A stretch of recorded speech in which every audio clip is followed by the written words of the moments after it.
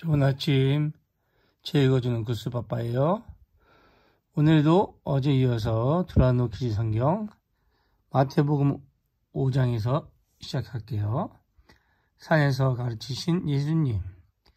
예수님은 갈릴리 주변의 언덕에서 가르치는 것을 좋아하셨어요. 하루는 엄청나게 많은 사람이 예수님 말씀을 들으려고 몰려왔어요. 예수님은 하나님이 주시는 복에 대해 가르쳤죠. 하나님은 겸손한 사람에게 복을 주시며 그런 사람들은 땅을 받게 된단다.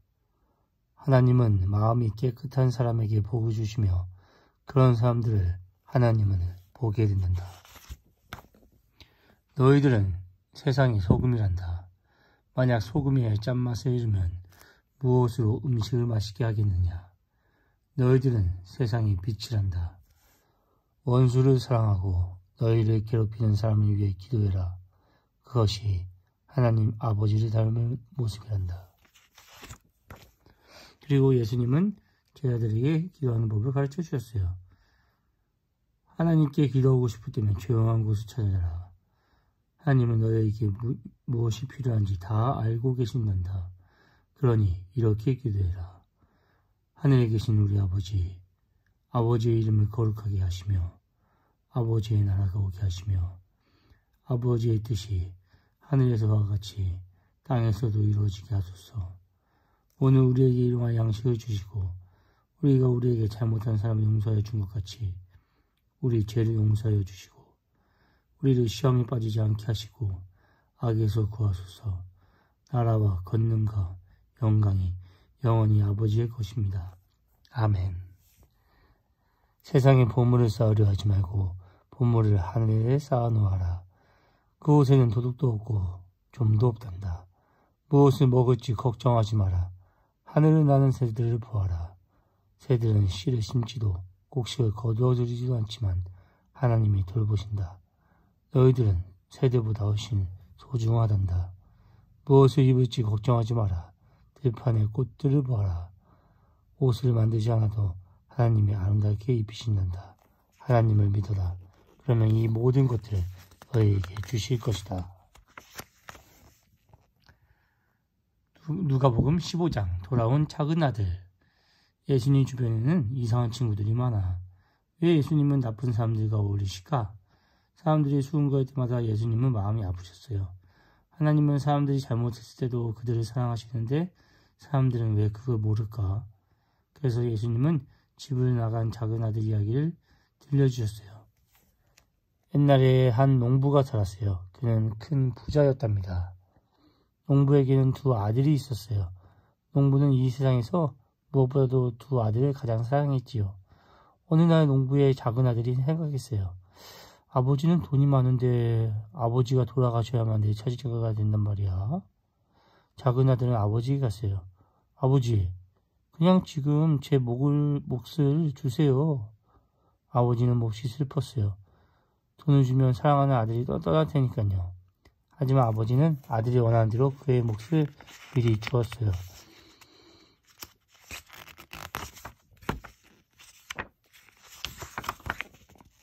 작은 아들은 돈을 받자마자 짐을 싸서 집을 나갔지요.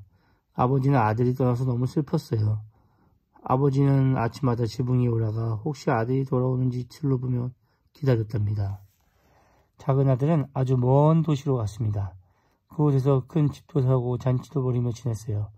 새로 사귄 친구들과 아침부터 저녁까지 먹고 마시며 흥청망청 살았답니다.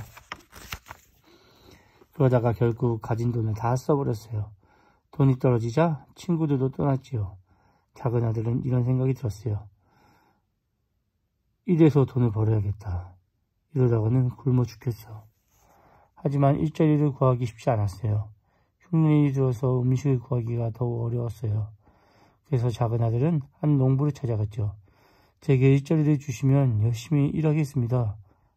그러면 돼지를 돌보시오. 작은 아들은 돼지를 돌보는 일을 하게 되었어요. 너무 배가 고파. 돼지 먹이라도 먹을까? 작은 아들은 고향집이 떠올랐어요. 내가 정말 어리석었어. 아버지 집에서는 일꾼들도 잘 먹을 수 있는데 그래 맞아. 집에 가서 아버지께 용서를 구해야겠어. 작은 아들은 집으로 돌아갔어요. 아주 초라하고 지친 모습이었죠. 한편 아버지는 한 번도 아들을 잊은 적이 없었어요. 이날도 아버지는 여느 때처럼 지붕 위에 앉아 아들을 기다리고 있었죠. 저기 멀리 누가 오고 있네. 혹시 사랑하는 내 아들일까? 내 아들이다. 아버지가 외쳤어요. 아버지는 한 걸음에 달려가서 아들을 껴안고 입을 맞췄죠. 작은 아들은 울먹이 마늘을 꺼내기 시작했어요. 아버지 죄송해요. 저는 아버지 아들이 될 자격이 없어요. 일꾼으로라도 써주세요. 그러나 아버지는 화난 얼굴로 두 팔을 벌려 아들을 꼭 껴안았답니다. 내 아들이 돌아왔다. 서둘러라. 제일 좋은 옷을 가져와 입히고 금반지를 끼워주어라. 잔치상을 차려라. 내 아들이 죽은 줄 알았는데 이렇게 살아서 돌아왔구나. 잃어버린 내 아들을 찾았다. 어서 잔치를 벌이자. 이게 바로 아버지의 마음이에요. 하나님도 똑같은 마음일 거예요. 선한 목자, 누가복음 15장. 예수님은 선한 목자 이야기를 해주셨어요. 옛날에 한 목자가 살았어요. 목자에게는 양 100마리가 있었어요. 목자는 양 한 마리 한 마리를 진심으로 사랑했지요. 목자는 아침마다 양을 세웠어요. 하나, 둘, 셋, 넷, 99, 100. 목자는 날마다 양들을 푸른 풀밭으로 데리고 갔고 시내를 찾아 문을도 마시게 했어요. 양들을 잡아먹으려는 들짐승들이 나타나면 멀리 쫓아주었죠. 저리 가라! 내 양이다! 저리 가! 목자는 밤마다 양을 이끌고 우리로 돌아와서 다시 양을 세웠어요. 하나, 둘, 셋, 넷, 99, 100. 어느 날 밤 목자는 평소처럼 양을 세웠어요. 하나, 둘, 셋, 넷, 98, 99, 99. 양 한 마리가 없어졌어. 목자는 다시 세어보았어요. 하나, 둘, 셋, 넷, 98, 99.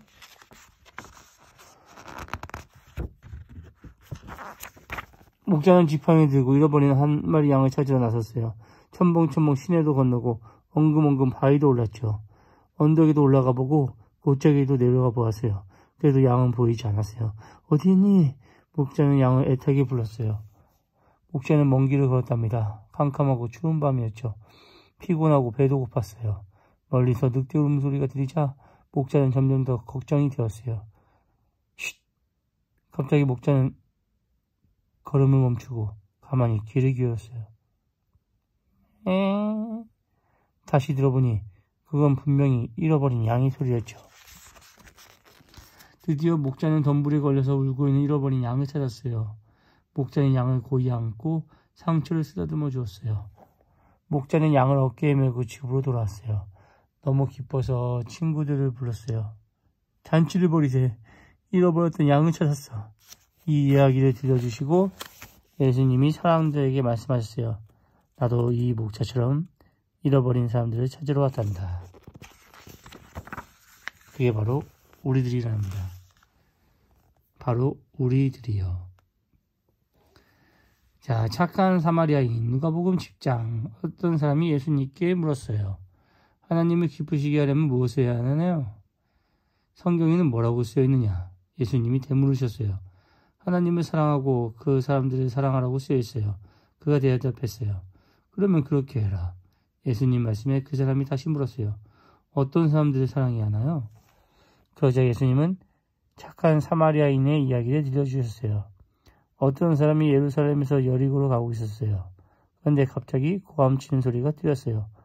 어리둥절해야 하는 사이 강도들이 바위 뒤에서 튀어나와 그를 때리고 물건들을 모두 빼앗아 갔어요. 그 사람은 온몸이 상처투성이가 된 채로 땅에 쓰러져 있었어요.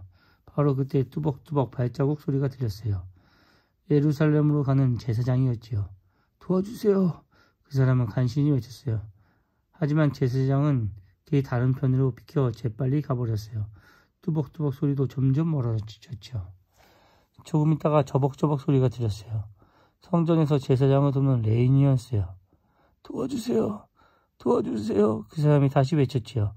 그런데 레인 역시 길 다른 편으로 비켜 재빨리 가버렸어요.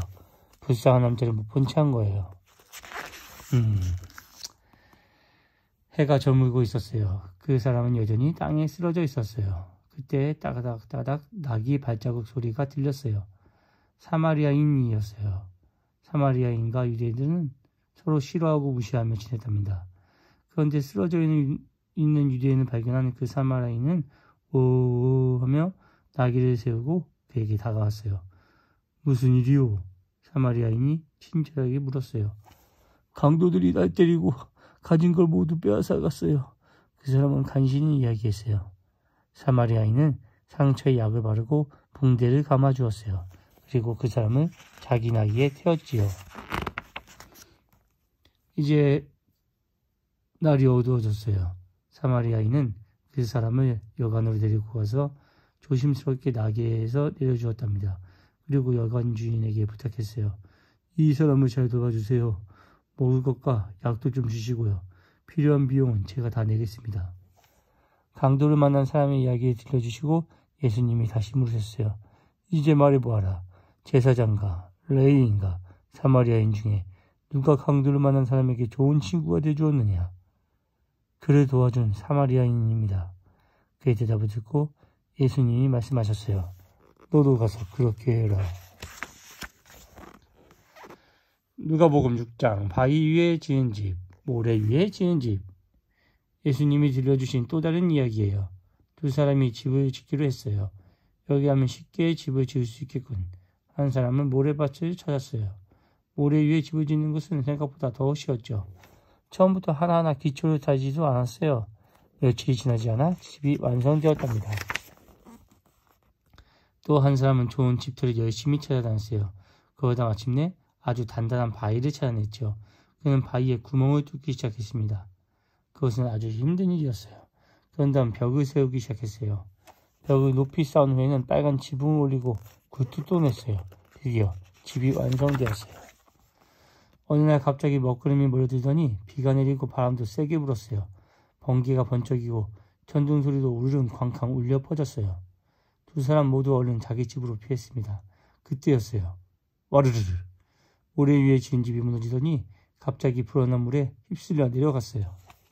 하지만 바위 위에 지은 집은 폭풍이 와도 끄떡도 하지 않았어요. 예수님이 말씀하셨습니다. 하나님의 말씀을 듣고 행하는 사람은 바위 위에 집을 지은 사람과 같다. 마태복음 18장 큰 빚을 진 신하. 잘못한 사람을 몇 번까지 용서해 주어야 합니까? 어느 날 베드로가 예수님께 물었어요. 7번이면 될까요? 아니다. 7번씩 70번이라도 용서해 주어야 한다. 이렇게 말씀하신 후에 예수님이 제자들에게 이야기를 들려주셨어요. 아주 위대하고 착한 왕이 있었어요. 그는 돈이 필요한 신하들에게 자신의 돈을 빌려주었답니다. 돈을 갚을 날이 되었는데 한 신하는 너무 빚이 많아 도저히 갚을 수 없었어요. 왕은 화가 나서 신하와 그의 가족들과 모두 노예가 되어서라도 빚을 갚으라고 명령했어요. 신하는 시간을 조금만 더 달라고 간절히 부탁했죠. 그래, 너는 그동안 나를 잘 섬겼지. 왕은 신하의 빚을 모두 없애주었어요. 바로 그날 그 신하는 집으로 돌아가는 게 자신에게 돈을 구워간 사람을 만났어요. 그 신하가 왕에게 꾼 돈에 비하면 아주 적은 돈이었죠. 신하는 그 사람을 붙들고 큰 소리로 말했습니다. 내 돈 내놔! 내 돈 내놓으라고! 안 그러면 감옥에 가둬버리겠어! 얼른! 그 사람은 시간을 조금만 더 달라고 부탁했지만 신하는 들어주지 않았어요. 이 사실을 알게 된 왕은 신하를 다시 불렀습니다. 나는 너의 그 많은 빚을 다 없애주었는데 너는 그 사람을 용서해 줄 수 없겠느냐? 그렇다면 너도 나에게 진 빚을 다 갚을 때까지 감옥에 들어가 있어라. 예수님은 베드로에게 말씀하셨어요. 네가 다른 사람을 용서하지 않으면 하나님도 이렇게 너를 용서하지 않으실 것이다. 오늘은 여기까지. 내일은 주일이에요. 저는 크리스천이기 때문에 내일 교회를 갑니다. 자, 그럼 월요일날 또 구스파파와 함께 책을 읽어봐요.